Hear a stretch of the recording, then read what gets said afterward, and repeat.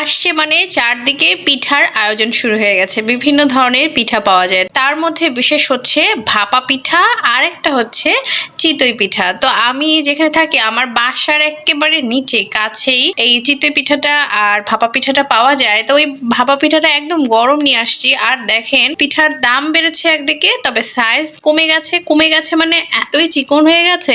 আবার সেই পিঠার কিন্তু অর্ধেকের একটু মানে কম আর কি, নাই হয়ে গেছে, গায়েব হয়ে গেছে।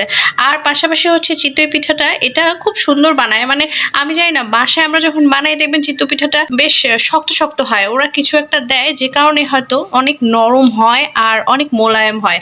এই পিঠাটা কিন্তু দুধ পিঠা করে খেলে অনেক বেশি ভালো লাগে। তো আমি বাইরে গিয়েছিলাম, আসার পথে দেখলাম 2 ধরনের পিঠাই বানাচ্ছে। তো সেখান থেকে একটু পিঠা নিয়েছি আর 3 ধরনের ভর্তা নিয়েছি, কিন্তু 3 ধরনের ভর্তা সব মিলে 1 ধরনের ভর্তা হয়ে গেছে। এখানে আছে কালিজিরা ভর্তা, ধনিয়া ভর্তা আর হচ্ছে সরিষার ভর্তা। এই টোস্ট বিস্কিটটা আমার খুবই পছন্দ, খুবই হালকা মানে লাইট ওয়েট, ভিতরটা খুব ফাঁপা। আর এটা চায়ে দেওয়ার সাথে সাথে না গলে যায়। এটা কিন্তু বিকেলে চা দিয়ে বিস্কুট খেতে খুবই ভালো লাগে। তো আসার সময় এই পিঠা নিলাম, 2 ধরনের টোস্ট নিলাম আর 1 মগ কাছাকাছি চা নিয়ে বসছি। এখন আমি ভোজন করব। আপনারা কি এখন এই চিতই পিঠা খেতে শুরু করেছেন কিনা? আর কার কার ভালো লাগে এই চিতই পিঠা দিয়ে এই ভর্তাগুলো? এখানে দেখলাম কয়েক ধরনের ভর্তা করে, মোটামুটি প্রায় 6 ধরনের ভর্তা আমি পেয়েছি। তার মধ্যে আমি 3 ধরনের ভর্তা নিয়ে এসেছি।